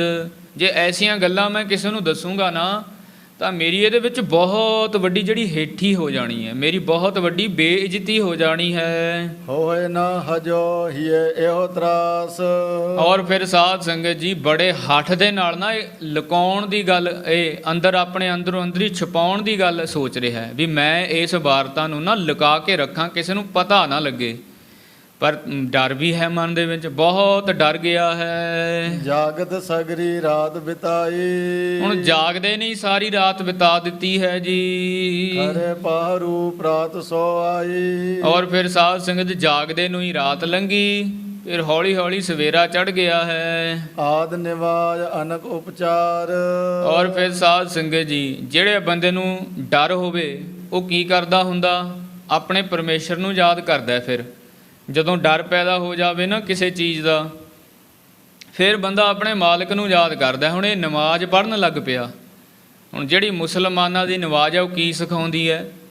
ਸਤਿਗੁਰੂ ਗੁਰੂ ਨਾਨਕ ਸਾਹਿਬ ਜੀ ਮਹਾਰਾਜ ਨੇ ਗੁਰੂ ਗ੍ਰੰਥ ਸਾਹਿਬ ਜੀ ਮਹਾਰਾਜ ਦੇ 141ਵੇਂ ਅੰਗ ਤੇ ਨਾ ਮਾਝ ਕੀ ਵਾਰ ਦੇ ਵਿੱਚ ਇਹਨਾਂ ਮੁਸਲਮਾਨਾਂ ਦੇ ਨਮਾਜ਼ਾਂ ਦੀ ਗਿਣਤੀ ਕੀਤੀ ਹੈ, ਔਰ ਉਹਦੇ ਵਿੱਚ ਦੱਸਿਆ ਹੈ ਕਿ ਇਹ 5 ਨਮਾਜ਼ਾਂ ਪੜ੍ਹਦੇ ਨੇ ਦਿਨ ਦੇ ਵਿੱਚ। ਔਰ ਇਹਨਾਂ ਦੀਆਂ ਨਮਾਜ਼ਾਂ ਕੀ ਸਿਖਾਉਂਦੀਆਂ ਨੇ?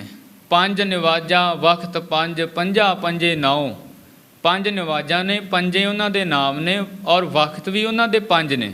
5 ਨਮਾਜ਼ਾਂ ਵਕਤ 5, ਪੰਜਾ ਪੰਜੇ 9। ਪਹਿਲਾ ਹੱਕ ਕਹਿੰਦੇ, ਪਹਿਲਾ ਜਿਹੜਾ ਇਹਨਾਂ ਦੀ ਨਮਾਜ਼ ਕਰਨ ਦਾ ਮਤਲਬ ਹੈ ਨਾ, ਉਹ ਹੱਕ ਸੱਚ ਦੀ ਕਮਾਈ ਕਰਨੀ। ਹੱਕ ਕਹਿੰਦੇ ਨੇ, ਹੱਕ ਸੱਚ ਨੂੰ ਵੀ ਕਹਿੰਦੇ ਨੇ ਸਾਧ ਸੰਗਤ ਜੀ, ਸੱਚ ਬੋਲਣਾ। ਪਹਿਲੀ ਨਮਾਜ਼ ਕਰਨ ਦਾ ਮਤਲਬ ਇਹਨਾਂ ਦਾ ਇਹ ਹੈ ਵੀ ਸੱਚ ਬੋਲਣਾ ਸਦਾ ਦੇ ਵਾਸਤੇ, ਕਦੇ ਝੂਠ ਨਹੀਂ ਬੋਲਣਾ। ਪਹਿਲਾ ਹੱਕ ਹਲਾਲ ਦੋਏ। ਹਲਾਲ ਕਹਿੰਦੇ ਨੇ ਆਪਣੇ 10 ਨੌਹਾਂ ਦੀ ਕੀਤੀ ਹੋਈ ਕਿਰਤ ਨੂੰ। ਕਹਿੰਦੇ ਵੀ ਦੂਜੀ ਨਮਾਜ਼ ਪੜ੍ਹਨ ਦਾ ਇਹਨਾਂ ਦਾ ਇਹ ਮਤਲਬ ਹੈ ਵੀ ਹੱਕ ਸੱਚ ਦੀ ਸਦਾ ਦੇ ਵਾਸਤੇ ਕਮਾਈ ਕਰਨੀ, ਕਿਸੇ ਨਾਲ ਧੱਕਾ ਨਹੀਂ ਕਰਨਾ। ਪਰ ਇਹ ਸੀ ਉਲਟ, ਸਾਧ ਸੰਗਤ ਧੱਕੇ ਨਾਲ ਧਰਮ ਬਦਲ ਰਿਹਾ ਸੀ ਨਾ ਹਿੰਦੂਆਂ ਦੇ। ਇਹ ਆਪਣੀਆਂ ਹੀ ਨਮਾਜ਼ਾਂ ਦੇ ਉਲਟ ਹੋਇਆ ਸੀ, ਸੱਚ ਨਹੀਂ ਸੀ ਬੋਲਦਾ, ਧੱਕਾ ਕਰ ਰਿਹਾ ਸੀ। ਹਲਾਲ ਦੋਏ ਤੀਜਾ ਖੈਰ ਖੁਦਾਏ। ਜਿਹੜੀ ਇਹਨਾਂ ਦੀ ਤੀਜੀ ਨਮਾਜ਼ ਹੈ ਉਸ ਨੂੰ ਪੜ੍ਹਨ ਦਾ ਮਤਲਬ ਇਹਨਾਂ ਦਾ ਇਹ ਹੈ ਵੀ ਸਦਾ ਦੇ ਵਾਸਤੇ ਆਪਣੇ ਖੁਦਾ ਤੋਂ, ਆਪਣੇ ਅੱਲਾ ਤੋਂ ਸਾਰਿਆਂ ਦੀ ਖੈਰ ਮੰਗਣੀ। ਜਿਸ ਤਰ੍ਹਾਂ ਆਪਾਂ ਸਤਿਗੁਰਾਂ ਦੇ ਚਰਨਾਂ ਵਿੱਚ ਅਰਦਾਸ ਕਰਦੇ ਹਾਂ ਨਾ, ਨਾਨਕ ਨਾਮ ਚੜ੍ਹਦੀ ਕਲਾ, ਤੇਰੇ ਭਾਣੇ ਸਰਬੱਤ ਦਾ ਭਲਾ, ਆਪਾਂ ਸਾਰਿਆਂ ਦਾ ਭਲਾ ਮੰਗਦੇ ਹਾਂ।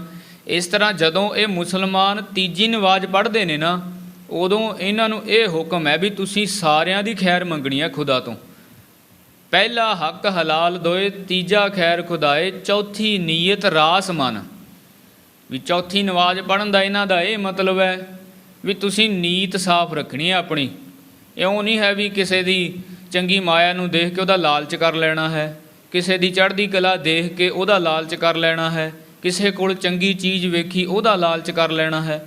ਲਾਲਚ ਨਹੀਂ ਕਰਨਾ, ਨੀਤ ਨੂੰ ਸਾਫ਼ ਰੱਖਣਾ ਹੈ। ਕਿਸੇ ਦੀ ਬਹੂ ਬੇਟੀ ਉਹਦਾ ਰੂਪ ਰੰਗ ਦੇਖ ਕੇ ਉਹਦੇ 'ਤੇ ਲੋਭੀ ਹੋ ਜਾਣਾ, ਕਿਉਂਕਿ ਪਹਿਲੇ ਸਮਿਆਂ ਦੇ ਵਿੱਚ ਨਾ ਸਾਧ ਸੰਗਤ ਇਸੇ ਤਰ੍ਹਾਂ ਦੇ ਕਾਰਜ ਕਰਿਆ ਕਰਦੇ ਸੀ। ਸੋ ਇਸ ਤਰ੍ਹਾਂ ਮਹਾਰਾਜ ਨੇ ਇਹਨਾਂ ਨੂੰ ਨੀਤ ਸਾਫ਼ ਰੱਖਣ ਵਾਸਤੇ ਚੌਥੀ ਨੀਅਤ ਰਾਸ ਮਨ, ਪੰਜਵੀਂ ਸਿਫਤ ਸੁਣਾਏ। ਕਹਿੰਦੇ ਪੰਜਵੀਂ ਨਵਾਜ਼ ਇਹ ਸ਼ਾਮ ਨੂੰ ਜਦੋਂ ਪੜ੍ਹਦੇ ਨੇ ਨਾ, ਉੱਥੇ ਇਹਨਾਂ ਨੂੰ ਇਹ ਹੁਕਮ ਹੈ ਕਿ ਤੁਸੀਂ ਸਦਾ ਦੇ ਵਾਸਤੇ ਆਪਣੇ ਅੱਲਾ ਦੀ ਸਿਫਤ ਦੇ ਵਿੱਚ ਰਹਿਣਾ ਹੈ, ਉਹਦੀ ਸਿਫਤ ਸਲਾਹ ਕਰਨੀ ਹੈ। ਜਿਸ ਤਰ੍ਹਾਂ ਉਹ ਰੱਖਦਾ ਹੈ ਉਸ ਤਰ੍ਹਾਂ ਤੁਸੀਂ ਰਹਿਣਾ ਹੈ ਆਪਣੇ ਜੀਵਨ ਦੇ ਵਿੱਚ। ਕਰਨੀ ਕਲਮਾ ਆਖ ਕਹਿ ਤਾਂ ਮੁਸਲਮਾਨ ਸਦਾਏ, ਵੀ ਉਹਦੀ ਸਿਫਤ ਵਿੱਚ ਰਹਿ ਕੇ ਆਪਣੀ ਕਰਨੀ ਨੂੰ ਪ੍ਰਧਾਨ ਕਰਨਾ ਹੈ। ਕਰਨੀ ਕਲਮਾ, ਕਲਮਾ ਰੂਪੀ, ਕਰਨੀ ਰੂਪੀ ਕਲਮਾ ਪੜ੍ਹਨਾ ਹੈ, ਵੀ ਆਪਣੇ ਜੀਵਨ ਨੂੰ ਉੱਚਾ ਕਰਨਾ, ਫੇਰ ਤੂੰ ਮੁਸਲਮਾਨ ਸਦਾਉਣ ਦੇ ਕਾਬਲ ਹੋਵੇਂਗਾ, ਨਹੀਂ ਤੂੰ ਮੁਸਲਮਾਨ ਨਹੀਂ ਹੈ ਜੇ ਪੰਜਾਂ ਨਵਾਜ਼ਾਂ ਦਾ ਮਤਲਬ ਨਹੀਂ ਸਮਝਦਾ। ਕਰਨੀ ਕਲਮਾ ਆਖ ਕਹਿ ਤਾਂ ਮੁਸਲਮਾਨ ਸਦਾਏ, ਨਾਨਕ ਕੂੜੇ ਕੂੜਿਆਰ ਕੂੜੇ ਕੂੜੀ ਪਾਏ। ਨਾਨਕ ਜੇਤੇ ਕੂੜਿਆਰ ਕੂੜੇ ਕੂੜੀ ਪਾਏ। ਕਹਿੰਦੇ ਵੀ ਜਿਹੜੇ ਇਹਨਾਂ ਨਮਾਜ਼ਾਂ ਤੋਂ ਬਾਹਰ ਨੇ, ਫਿਰ ਉਹ ਕੂੜੇ ਨੇ, ਉਹ ਸਾਰੇ ਝੂਠੇ ਨੇ, ਵੀ ਉਹ ਫਿਰ ਆਖਰ ਨੂੰ ਝੂਠ ਦੇ ਹੋਣ ਕਰਕੇ ਨਰਕਾਂ ਦੇ ਵਿੱਚ ਪੈ ਜਾਂਦੇ ਨੇ। ਇਹ ਮਤਲਬ ਹੈ ਇਹਨਾਂ ਦੀਆਂ ਪੰਜਾਂ ਨਵਾਜ਼ਾਂ ਦੇ। ਫਿਰ ਇਹ ਜਿਹੜਾ ਔਰੰਗਜ਼ੇਬ ਬਾਦਸ਼ਾਹ ਸੀ ਨਾ, ਇਹ ਪੰਜਾਂ ਦੇ ਹੀ ਉਲਟ ਸੀ, ਨਾ ਕਦੇ ਸੱਚ ਬੋਲਿਆ, ਨਾ ਹੀ ਸਾਧ ਸੰਗਤ ਨੀਤ ਸਾਫ਼ ਰੱਖੀ, ਨਾ ਹੀ ਕਦੇ ਇਹਨੇ ਆਪਣੇ ਖੁਦਾ ਦੇ ਦੱਸੇ ਹੋਏ ਮਾਰਗ 'ਤੇ ਚੱਲਣਾ ਕੀਤਾ, ਦੂਸਰਿਆਂ ਨਾਲ ਧੱਕਾ ਕੀਤਾ, ਹੱਕ ਸੱਚ ਦੀ ਕਮਾਈ ਇਹ ਨਹੀਂ ਸੀ ਕਰਦਾ, ਧੱਕੇ ਦੇ ਨਾਲ ਸਾਧ ਸੰਗਤ ਕਰ ਵਸੂਲਦਾ ਸੀ। ਸੋ ਹੁਣ ਉਲਟ ਹੁੰਦਿਆਂ ਹੋਇਆਂ, ਕਿਉਂਕਿ ਇਹਦੇ ਅੰਦਰ ਡਰ ਹੈ, ਇਸ ਡਰ ਨੂੰ ਦੂਰ ਕਰਨ ਵਾਸਤੇ ਨਾ ਇਹ ਨਵਾਜ਼ ਪੜ੍ਹਨ ਲੱਗ ਪਿਆ ਹੈ। ਕਰਤ ਪਇਓ ਮੱਜਨ ਕੋ ਤਾਰ। ਹੁਣ ਸਾਧ ਸੰਗਤ ਪਹਿਲਾਂ ਇਸ਼ਨਾਨ ਕੀਤਾ, ਫਿਰ ਹੁਣ ਦੂਸਰੀ ਗੱਲ ਨਵਾਜ਼ ਪੜ੍ਹਨ ਲੱਗ ਪਿਆ ਹੈ। ਬ੍ਰਿੰਦ ਕਲਾਮ ਪੜੀ ਬਹੁ ਬਾਰੀ। ਬਹੁਤ ਵਾਰੀ, ਕਿਉਂਕਿ ਸਾਧ ਸੰਗਤ ਐਸਾ ਡਰ ਹੈ ਨਾ, ਪਾਪ ਬਹੁਤ ਵੱਡਾ ਕੀਤਾ ਹੈ, ਗੁਰੂ ਪੀਰਾਂ ਨੂੰ ਇਹਨੇ ਸ਼ਹੀਦ ਕਰ ਦਿੱਤਾ ਹੈ।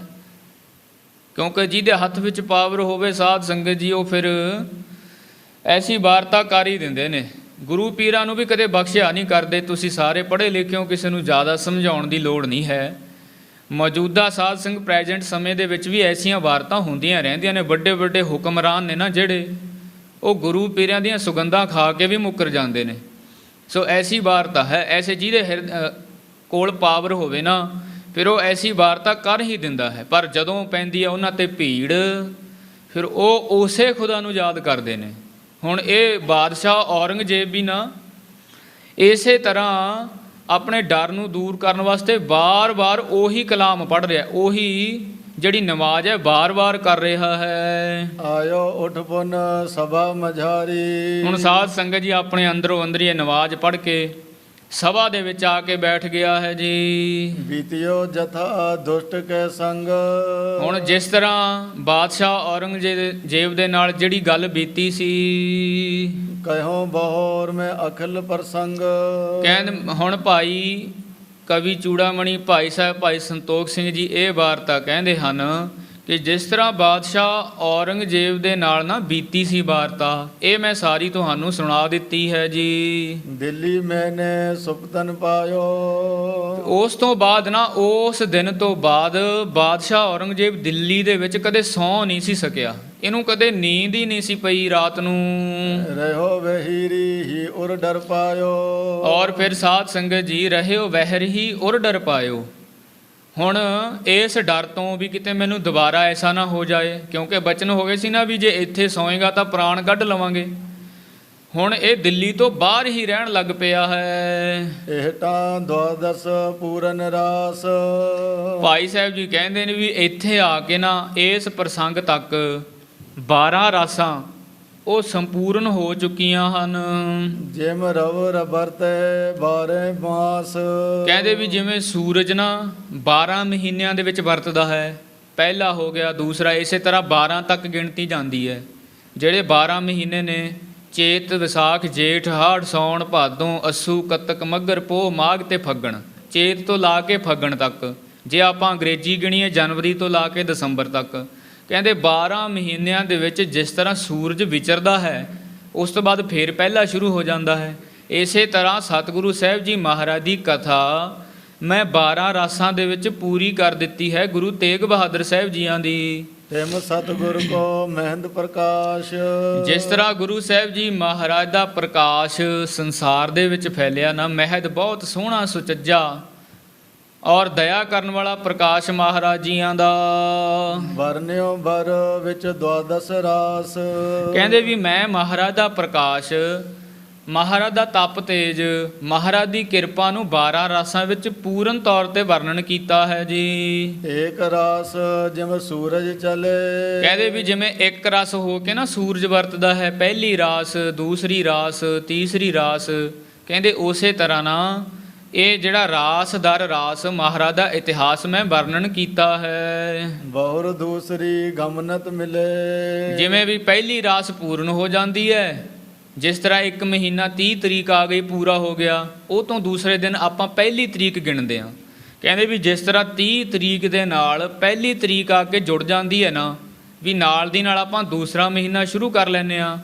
ਉਸੇ ਤਰ੍ਹਾਂ ਸਤਿਗੁਰੂ ਸਾਹਿਬ ਜੀ ਮਹਾਰਾਜ ਦਾ ਐਸਾ ਇਤਿਹਾਸ ਵਰਣਨ ਕੀਤਾ ਹੈ ਵੀ ਮੈਂ ਪਹਿਲੀ ਰਾਸ ਵਿੱਚ ਮਹਾਰਾਜ ਦਾ ਕੁਝ ਕੁ ਇਤਿਹਾਸ ਵਰਣਨ ਕੀਤਾ ਸ਼ੁਰੂ ਤੋਂ, ਫਿਰ ਦੂਸਰੀ ਰਾਸ ਨਾਲ ਜੋੜ ਕੇ ਗੁਰੂ ਸਾਹਿਬ ਜੀ ਮਹਾਰਾਜ ਦਾ ਅਗਲਾ ਇਤਿਹਾਸ ਮੈਂ ਇਸ ਤਰ੍ਹਾਂ ਵਰਣਨ ਕੀਤਾ ਹੈ। ਤਿਮ ਗੁਰਤਾ ਰਥ ਪਰ ਅਸਵਾਰ। ਜਿਸ ਤਰ੍ਹਾਂ ਗੁਰੂ ਸਾਹਿਬ ਜੀ ਮਹਾਰਾਜ ਗੁਰੂ ਰੂਪੀ ਸੂਰਜ ਗੁਰਤਾ ਰੂਪੀ ਰਾਸ ਦੇ ਉੱਪਰ ਸਵਾਰ ਹੋ ਕੇ ਉਦੇ ਜਗਤ ਬਿਨਸਿਓ ਅੰਧਕਾਰ। ਜਿਸ ਤਰ੍ਹਾਂ ਸੂਰਜ ਨਿਕਲਣ ਦੇ ਨਾਲ ਹਨੇਰਾ ਦੂਰ ਹੋ ਜਾਂਦਾ ਨਾ, ਉਸੇ ਤਰ੍ਹਾਂ ਗੁਰੂ ਸਾਹਿਬ ਜੀ ਮਹਾਰਾਜ ਦੇ ਪ੍ਰਗਟ ਹੋਣ ਦੇ ਨਾਲ ਸੰਸਾਰ ਦਾ ਜਿਹੜਾ ਅਗਿਆਨ ਰੂਪੀ ਹਨੇਰਾ ਉਹ ਦੂਰ ਹੋ ਗਿਆ। ਗਿਰਾ ਸਮੂਹ ਰਿਸ਼ਮ ਜਿਨ ਕੇਰੀ। ਔਰ ਫਿਰ ਜਿਹੜੀ ਇਹ ਬਾਣੀ ਹੈ ਨਾ ਮਹਾਰਾਜ ਦੀ, ਸਤਿਗੁਰੂ ਗੁਰੂ ਗ੍ਰੰਥ ਸਾਹਿਬ ਜੀ ਮਹਾਰਾਜ, ਜਿਵੇਂ ਸੂਰਜ ਦੀਆਂ ਕਿਰਨਾਂ ਹੁੰਦੀਆਂ ਨੇ, ਉਸ ਤਰ੍ਹਾਂ ਮਹਾਰਾਜ ਭਾਈ ਸਾਹਿਬ ਭਾਈ ਸੰਤੋਖ ਸਿੰਘ ਜੀ ਕਹਿੰਦੇ ਹਨ ਕਿ ਗੁਰੂ ਰੂਪੀ ਸੂਰਜ ਦੀਆਂ ਕਿਰਨਾਂ ਇਹ ਬਾਣੀ ਰੂਪੀ ਕਿਰਨਾਂ ਹਨ। ਸਿੱਖੀ ਆਤਪ ਦਿਪੈ ਵਡੇਰੀ। ਔਰ ਫਿਰ ਸਾਧ ਸੰਗਤ ਧੁੱਪ ਕਿਹੜੀ ਹੈ? ਸਿੱਖੀ ਰੂਪੀ ਧੁੱਪ ਸਾਰੇ ਸੰਸਾਰ ਦੇ ਵਿੱਚ ਫੈਲੀ ਹੋਈ ਹੈ। ਬ੍ਰਹਮ ਗਿਆਨ ਜਿਨ ਤੇਜ ਬਿਲੰਦ। ਔਰ ਫਿਰ ਉਹ ਸਿੱਖੀ ਦਾ ਤੇਜ ਕਿਹੜਾ? ਜਿਵੇਂ ਧੁੱਪ ਦਾ ਸੇਕ ਹੁੰਦਾ ਨਾ, ਆਪਾਂ ਕਹਿਣ ਨੂੰ ਇੱਕ ਵਾਰੀ ਧੁੱਪ ਕਹਿ ਦਿੰਦੇ ਆ, ਪਰ ਉਹ ਕਹਿਣ ਨੂੰ ਹੈ, ਪਰ ਜਦੋਂ ਧੁੱਪ ਨੂੰ ਮਹਿਸੂਸ ਕਰਨਾ ਹੋਵੇ ਤਾਂ ਉਹਦੇ ਸੇਕ ਦੇ ਵਿੱਚ ਜਾਣਾ ਪੈਂਦਾ, ਧੁੱਪੇ ਖੜਨਾ ਪੈਂਦਾ, ਸੇਕ ਮਹਿਸੂਸ ਹੁੰਦਾ ਹੋਵੇ ਫਿਰ ਆਪਾਂ ਕਹਿੰਦੇ ਆ ਵੀ ਧੁੱਪ ਕਰੜੀ ਹੈ। ਇਸ ਤਰ੍ਹਾਂ ਮਹਾਰਾਜ ਜੀ ਕਹਿੰਦੇ ਜਿਹੜੀ ਸਿੱਖੀ ਰੂਪੀ ਧੁੱਪ ਹੈ, ਇਹਦਾ ਬ੍ਰਹਮ ਗਿਆਨ ਰੂਪੀ ਤਪ ਤੇਜ ਹੈ, ਜਿਹੜਾ ਕਿਸੇ ਕਿਸੇ ਮਹਾਂਪੁਰਖ ਦੇ ਹਿਰਦੇ ਅੰਦਰ ਪ੍ਰਗਟ ਹੁੰਦਾ ਹੈ। ਜਿਸ ਤਰ੍ਹਾਂ ਸਾਧ ਸੰਗਤ ਜੀ ਕਹੋ ਨਾਨਕ ਕਿਰਪਾ ਕਰੇ ਜਿਸਨੂੰ ਇਹ ਵਥ ਦੇ, ਜਗ ਮੈਂ ਉਤਮ ਕਾਢੀਐ ਵਿਰਲੇ ਕਈ ਕੇ। ਵਿਰਲੇ ਵਿਰਲੇ ਮਹਾਂਪੁਰਖ ਬ੍ਰਹਮ ਗਿਆਨ ਰੂਪੀ ਤੇਜ ਨਾਲ ਫਿਰ ਚਮਕ ਉੱਠਦੇ ਹਨ। ਭਗਤ ਸੋ ਗਦ ਕੇ ਬਸੀ ਮੁਕੰਦ। ਔਰ ਫਿਰ ਸਾਧ ਸੰਗਤ ਜੀ ਐਸੇ ਜਿਸ ਤਰ੍ਹਾਂ ਸੂਰਜ ਦੇ ਵਸ ਵਿੱਚ ਉਹਦੀਆਂ ਕਿਰਨਾਂ ਨੇ, ਕਿਰਨਾਂ ਦੇ ਵਸ ਵਿੱਚ ਧੁੱਪ ਹੈ, ਧੁੱਪ ਦੀ ਮੌਜੂਦਗੀ ਸੇਕ ਨਾਲ ਪਤਾ ਲੱਗਦੀ ਹੈ।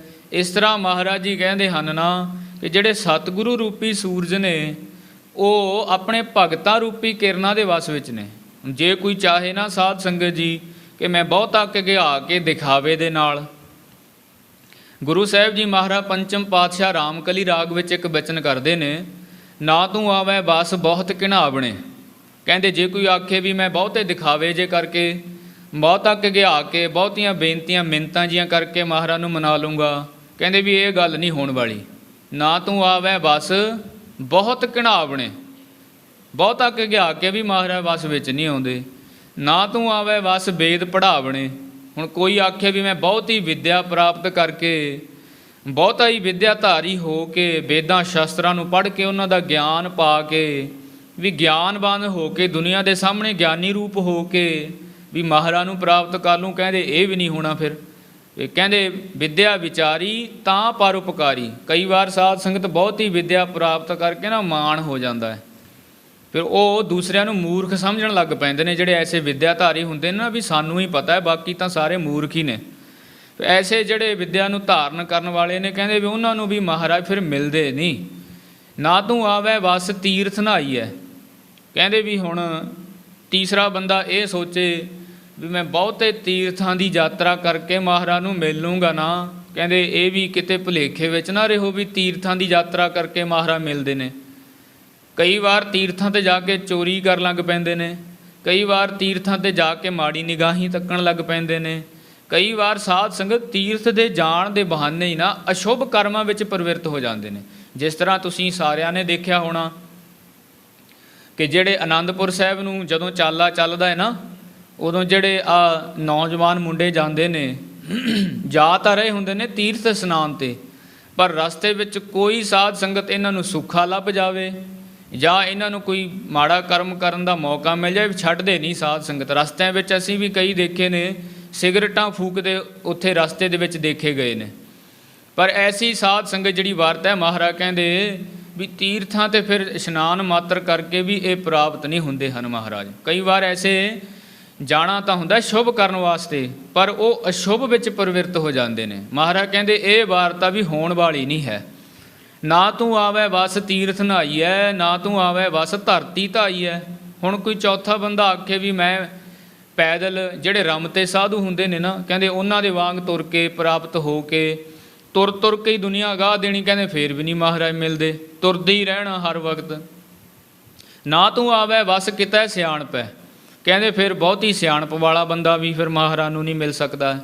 ਕਹਿੰਦੇ ਮਹਾਰਾਜ ਤਾਂ ਕਈ ਵਾਰ ਪਾਂਚ ਬਰਖ ਕੋ ਅਨਾਥ ਧਰੂ ਬਾਰਕ ਹਰ ਸਿਮਰਤ ਅਮਰ ਅਟਾਰੇ। 5 ਸਾਲ ਦੇ ਧਰੂ ਵਰਗੇ ਬਾਲਕਾਂ ਨੂੰ ਵੀ ਮਿਲ ਜਾਂਦਾ ਜਿਨ੍ਹਾਂ ਦੇ ਵਿੱਚ ਸਾਧ ਸੰਗਤ ਸਿਆਣਪ ਅਸਲ ਤੌਰ 'ਤੇ ਹੋਵੇ।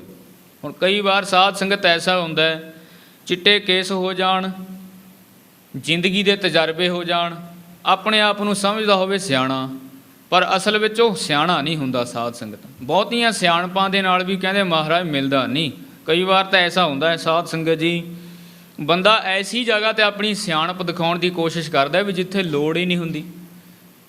ਮਹਾਰਾਜ ਨੇ ਗੁਰਬਾਣੀ ਵਿੱਚ ਬਚਨ ਕੀਤਾ ਹੈ, ਜੇ ਮਿਰਤਕ ਕਉ ਬਿਸਟਾ ਮਾਹੇ ਰੁਲਾਈ ਉਸ ਤੇ ਕਹੋ ਕਵਨੇ ਫਲ ਪਾਈ। ਕਈ ਵਾਰ ਸਾਧ ਸੰਗਤ ਮੜੀਆਂ ਵਿੱਚ ਤੁਸੀਂ ਦੇਖਿਆ ਹੋਣਾ ਨਾ, ਸ਼ਮਸ਼ਾਨ ਭੂਮਿਕਾ ਦੇ ਵਿੱਚ, ਉੱਥੇ ਬਹੁਤੇ ਸਿਆਣੇ ਇਹ ਕਹਿੰਦੇ ਨੇ ਵੀ ਇਹਦੀਆਂ ਲੱਤਾਂ ਇੱਧਰ ਨੂੰ ਕਰੋ, ਇਉਂ ਕਰੋ, ਇਹਦੇ ਪੱਗ ਇਉਂ ਬੰਨੋ। ਨਹੀਂ ਨਹੀਂ ਕਾਕਾ, ਇਹਦੀ ਲੱਕੜੀ ਇਉਂ ਧਰਨੀ ਹੈ, ਆਹ ਪਾਥੀਆਂ ਇੱਥੇ ਧਰੋ, ਆਹ ਲੱਕੜ ਇਉਂ ਲਾਓ। ਕਈ ਵਾਰ ਉੱਥੇ ਵੀ ਕਈ ਬੰਦੇ ਸਿਆਣਪ ਦਿਖਾਉਂਦੇ ਨੇ ਸਾਧ ਸੰਗਤ ਜੀ। ਪਰ ਮਹਾਰਾਜ ਕਹਿੰਦੇ ਵੀ ਇਹ ਤੇਰੀਆਂ ਸਿਆਣਪਾਂ ਕਿਸੇ ਕੰਮ ਤਾਂ ਆਉਣੀਆਂ ਨਹੀਂ ਭਾਈ। ਨਾ ਤੂੰ ਆਵੈ ਵਸ ਕਿਤੈ ਸਿਆਣਪ ਹੈ। ਵੀ ਹੁਣ ਸਾਧ ਸੰਗਤ ਜਿਹੜਾ ਮਿਰਤਕ ਹੈ, ਮਹਾਰਾਜ ਕਹਿੰਦੇ ਜੇ ਮਿਰਤਕ ਕੋ ਚੰਦਨ ਚੜਾਵੇ ਉਸ ਤੇ ਕਹੋ ਕਵਨੇ ਫਲ ਪਾਵੇ। ਤੂੰ ਉਹਨੂੰ ਚੰਦਨ ਦੀਆਂ ਲੱਕੜਾਂ ਵੀ ਦੇ ਫੂਕ ਦੇ ਨਾ ਉਹਦੇ ਉੱਤੇ, ਤੈਨੂੰ ਕਿਹੜਾ ਉਹਨੇ ਕੋਈ ਫਲ ਦੇਣਾ ਹੈ, ਕੁਛ ਨਹੀਂ ਪ੍ਰਾਪਤ ਹੋਣਾ। ਜੇ ਮਿਰਤਕ ਕੋ ਬਿਸਟਾ ਮਾਹੇ ਰੁਲਾਈ ਤਾਂ ਮਿਰਤਕ ਕਾ ਕਿਆ ਘਟ ਜਾਈ। ਕਹਿੰਦੇ ਵੀ ਜੇ ਉਹਨੂੰ ਬਿਸਟਾਂ ਦੇ ਵਿੱਚ ਵੀ ਰੋਲ ਦੇਵੇਂਗਾ ਉਹਦਾ ਕਿਹੜਾ ਕੁਛ ਘਟਣਾ ਹੈ, ਉਹ ਤਾਂ ਮਿਰਤਕ ਹੋ ਗਿਆ ਹੁਣ। ਸੋ ਇਸ ਕਰਕੇ ਸਾਧ ਸੰਗਤ ਜੀ ਇਹ ਕੋਈ ਬਹੁਤੇ ਐਸੀ ਸਿਆਣਪ ਵਾਲੀ ਜਿੱਥੇ ਜ਼ਰੂਰਤ ਨਹੀਂ ਹੁੰਦੀ ਨਾ, ਉੱਥੇ ਵੀ ਸਿਆਣਪ ਦਿਖਾਉਣ ਦੀ ਜ਼ਿਆਦਾ ਕਈ ਬੰਦੇ ਕੋਸ਼ਿਸ਼ ਕਰਦੇ ਨੇ। ਪਰ ਮਹਾਰਾਜ ਕਹਿੰਦੇ ਵੀ ਬਾਈ ਤੇਰੀਆਂ ਜਿਹੜੀਆਂ ਐਸੀਆਂ ਸਿਆਣਪਾਂ ਨੇ ਨਾ, ਕਈ ਵਾਰ ਐਸਾ ਹੁੰਦਾ ਵੀ ਸਿਆਣਪ ਦੇ ਨਾਲ ਨਾ ਆਪਣੇ ਆਪ ਨੂੰ ਮਹਾਰਾਜ ਦੇ ਨੇੜੇ ਕੋਈ ਸਾਬਤ ਕਰਦਾ ਹੈ, ਪਰ ਮਹਾਰਾਜ ਕਹਿੰਦੇ ਇਉਂ ਤੂੰ ਨੇੜੇ ਨਹੀਂ ਹੋਣਿਆ। ਨਾ ਤੂੰ ਆਵੇ ਵਸ ਕਿਤੈ ਸਿਆਣਪ ਹੈ, ਐਸੀ ਸਿਆਣਪ ਨਾਲ ਨਹੀਂ ਤੂੰ ਵਸ ਵਿੱਚ ਆਉਂਦਾ।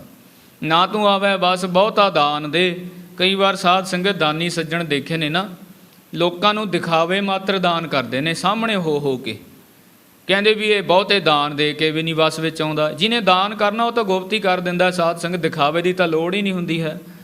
ਕਈ ਵਾਰ ਐਸਾ ਦੇਖਿਆ ਜਾਂਦਾ ਵੀ ਲੋਕਾਂ ਨੂੰ ਦਿਖਾ ਕੇ ਦਾਨ ਕਰਦੇ ਨੇ ਕਈ ਲੋਕ, ਪਰ ਮਹਾਰਾਜ ਕਹਿੰਦੇ ਵੀ ਐਸਾ ਦਾਨ ਦੇਣ ਨਾਲ ਵੀ ਪਰਮੇਸ਼ਰ ਮਿਲਦਾ ਨਹੀਂ ਹੈ। ਪਰ ਮਿਲਦਾ ਕਿਹਨਾਂ ਨੂੰ ਹੈ? ਸਭ ਕੋ ਤੇਰਾ ਵਾਸ ਅਗਮ ਅਗੋਚਰਾ। ਐ ਮੇਰੇ ਪਰਮੇਸ਼ਰ ਅਕਾਲ ਪੁਰਖ ਵਾਹਿਗੁਰੂ, ਤੇਰੇ ਵਸ ਦੇ ਵਿੱਚ ਸਾਰੇ ਜੀਵ ਨੇ। ਐ ਅਗਮ ਅਗੋਚਰ ਮੇਰੇ ਪ੍ਰੀਤਮ ਜੀ, ਤੂੰ ਨਹੀਂ ਸਭ ਦੇ ਵਸ ਵਿੱਚ, ਪਰ ਤੇਰੇ ਵਸ ਵਿੱਚ ਸਭ ਨੇ। ਪਰ ਤੂੰ ਕਿਹਨਾਂ ਦੇ ਵਸ ਵਿੱਚ ਹੈ? ਸਭ ਕੋ ਤੇਰਾ ਵਸ ਅਗਮ ਅਗੋਚਰਾ, ਤੂੰ ਭਗਤਾਂ ਕੈ ਵਸ ਭਗਤਾਂ ਤਾਣ ਤੇਰਾ।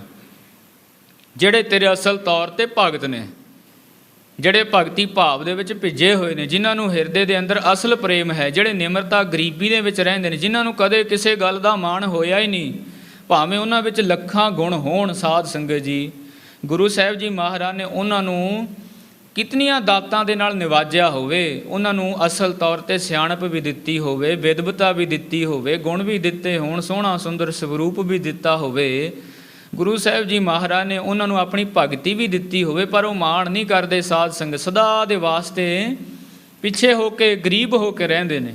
ਫਿਰ ਮਹਾਰਾਜ ਕਹਿੰਦੇ ਬਈ ਐਸੇ ਹੀ ਭਗਤਾਂ ਦੇ ਵਸ ਵਿੱਚ ਹੈ ਤੂੰ। ਸਭ ਕੋ ਤੇਰਾ ਵਸ ਅਗਮ ਗੋਚਰਾ, ਤੂੰ ਭਗਤਾਂ ਕੈ ਵਸ ਭਗਤਾਂ ਤਾਣ ਤੇਰਾ। ਇਸੇ ਤਰ੍ਹਾਂ ਮਹਾਰਾਜ ਇੱਥੇ ਬਚਨ ਭਾਈ ਸਾਹਿਬ ਭਾਈ ਕਰਦੇ ਨੇ, ਭਗਤ ਸੋ ਗਤ ਕੇ ਬਸੀ ਮੁਕੰਦ, ਕਿ ਐ ਮੇਰੇ ਪ੍ਰੀਤਮ ਜੀ, ਐ ਸਤਿਗੁਰੂ ਤੇਗ ਬਹਾਦਰ ਸਾਹਿਬ ਜੀਓ ਮਹਾਰਾਜ, ਤੁਸੀਂ ਆਪਣੇ ਭਗਤਾਂ ਦੇ ਵਸ ਵਿੱਚ ਹੋ। ਜਿਸ ਤਰ੍ਹਾਂ ਸੂਰਜ ਦੇ ਵਸ ਵਿੱਚ ਕਿਰਨਾਂ ਹੁੰਦੀਆਂ ਨੇ, ਕਿਰਨਾਂ ਦੇ ਵਿੱਚ ਧੁੱਪ ਹੁੰਦੀ ਹੈ, ਧੁੱਪ ਦੇ ਵਿੱਚ ਸੇਕ ਹੁੰਦਾ ਹੈ, ਇਸੇ ਤਰ੍ਹਾਂ ਮਹਾਰਾਜ ਜੀ ਤੁਹਾਡੇ ਵਿੱਚ ਤੁਹਾਡੇ ਭਗਤ ਨੇ, ਅਤੇ ਭਗਤਾਂ ਵਿੱਚ ਤੁਸੀਂ ਆਪ ਵਿਚਰ ਰਹੇ ਹੋ। ਸੋ ਆਓ ਸਾਧ ਸੰਗਤ ਜੀ, ਇਸ ਤਰ੍ਹਾਂ ਗੁਰੂ ਸਾਹਿਬ ਜੀ ਮਹਾਰਾਜ ਦਾ ਬਹੁਤ ਵਿਸ਼ਾਲ ਵੱਡਾ ਇਤਿਹਾਸ ਹੈ। ਅੱਗੇ ਜਿਸ ਪ੍ਰਕਾਰ ਸਤਿਗੁਰੂ ਸਾਹਿਬ ਜੀ ਮਹਾਰਾਜ ਦੀ ਕਥਾ ਦੇ ਤਾਂ ਹੀ ਭਾਈ ਸਾਹਿਬ ਜੀ ਵਰਣਨ ਕਰਨਗੇ, ਉਹ ਵਿਚਾਰ ਆਪਾਂ ਕੱਲ੍ਹ ਦੇ ਦੀਵਾਨ ਵਿੱਚ ਸਰਵਣ ਕਰਾਂਗੇ। ਇਉਂ ਸਤਿਗੁਰੂ ਸਾਹਿਬ ਜੀ ਮਹਾਰਾਜ ਸਰੀਰ ਦੇ ਨਾ ਹੁੰਦਿਆਂ ਹੋਇਆਂ ਵੀ ਆਤਮਿਕ ਰੂਪ ਹੋ ਕੇ ਆਪਣੇ ਗੁਰਸਿੱਖਾਂ ਤਾਈਂ ਨਿਹਾਲ ਕਰ ਰਹੇ ਨੇ ਜੀ।